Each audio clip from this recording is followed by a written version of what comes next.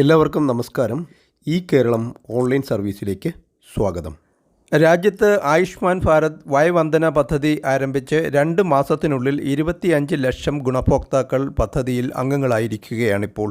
വരുമാന പരിധി പരിഗണിക്കാതെ 70 വയസ്സ് കഴിഞ്ഞ എല്ലാവർക്കും ചികിത്സ സൗജന്യമാക്കി പദ്ധതി വികസിപ്പിച്ചത് ഒക്ടോബർ 29-നായിരുന്നു.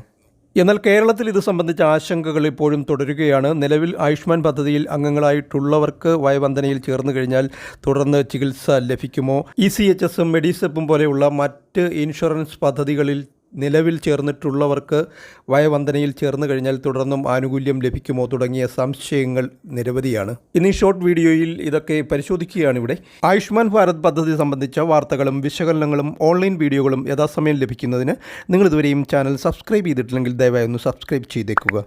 ആദ്യഘട്ടത്തിൽ കേന്ദ്ര സംസ്ഥാന വിഹിതവും ഫണ്ടിൻ്റെ അപര്യാപ്തതയും സംബന്ധിച്ചായിരുന്നു അവ്യക്തതയെങ്കിൽ പിന്നീട് സംസ്ഥാനത്തിൻ്റെ നിർദ്ദേശം ലഭിക്കാതെ തൽക്കാലം ചികിത്സാ സൗകര്യം നൽകണ്ട എന്ന് എംപാനൽ ചെയ്ത ഹോസ്പിറ്റലുകൾക്ക് സംസ്ഥാന സർക്കാർ നിർദ്ദേശം നൽകുകയായിരുന്നു. എന്നാൽ ഈ സമയങ്ങളിലെല്ലാം കേന്ദ്ര സർക്കാരിൻ്റെ വെബ്സൈറ്റിൽ രജിസ്റ്റർ ചെയ്യുവാനുള്ള സൗകര്യം ഉണ്ടായിരുന്നു. ധാരാളം പേർ ഈ സൗകര്യം പ്രയോജനപ്പെടുത്തുകയും രജിസ്റ്റർ ചെയ്യുകയും ചെയ്തിരുന്നു. ഇങ്ങനെ രജിസ്റ്റർ ചെയ്തവരാണ് പിന്നീട് ആശങ്കയിലായത്.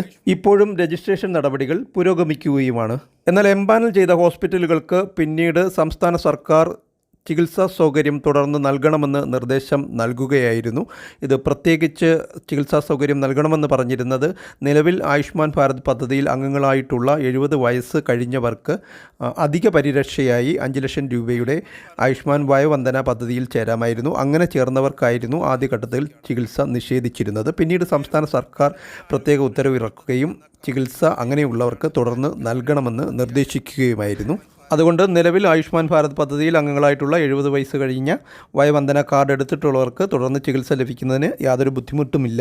അങ്ങനെ എന്തെങ്കിലും ബുദ്ധിമുട്ടുകൾ നേരിടുകയാണെന്നുണ്ടെങ്കിൽ 14555 വിളിക്കാം. അല്ലെങ്കിൽ ആ ഹോസ്പിറ്റലിൽ പറഞ്ഞു കഴിഞ്ഞാൽ DPC ഡിസ്ട്രിക്ട് പ്രോഗ്രാം കോർഡിനേറ്ററെ അവർ ബന്ധപ്പെടും. ആ കോർഡിനേറ്റർ അതിന് വേണ്ടുന്ന പരിഹാരങ്ങൾ നിർദ്ദേശിക്കുമെന്നാണ് അറിയാൻ സാധിക്കുന്നത്. കോൾ സെൻറ്ററിലേക്ക് വിളിക്കേണ്ട നമ്പർ 14555 ആണ്.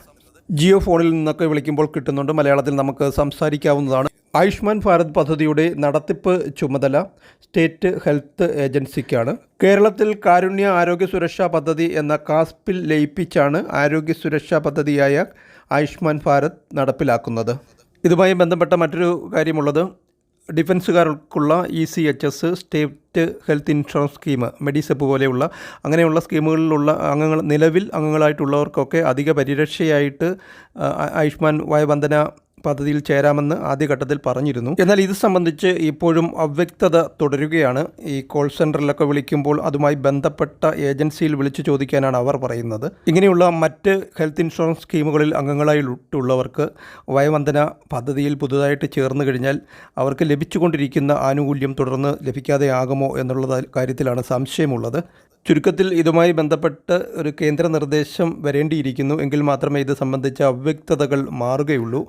അധികം താമസിയാതെ തന്നെ ഇത് സംബന്ധിച്ച് കേന്ദ്ര സംസ്ഥാന ഗവൺമെൻറ്റുകളുടെ നിർദ്ദേശങ്ങൾ വരും എന്ന് നമുക്ക് പ്രതീക്ഷിക്കാം. ഇങ്ങനെയുള്ളവരിൽ നിലവിൽ വയവന്ദന കാർഡ് എടുത്തിട്ടുള്ളവർ ഇങ്ങനെയൊരു നിർദ്ദേശം വരുന്നതിനായി കാത്തിരിക്കുക. പുതുതായിട്ട് കാർഡ് എടുക്കാൻ ഉദ്ദേശിക്കുന്നവർ കുറച്ചൊന്ന് വെയിറ്റ് ചെയ്തതിന് ശേഷം എടുക്കുന്നതായിരിക്കും നല്ലത്. ഇതോടെ ഈ ഒരു വീഡിയോ ഇവിടെ പൂർണ്ണമാവുകയാണ്. Thank you for watching video.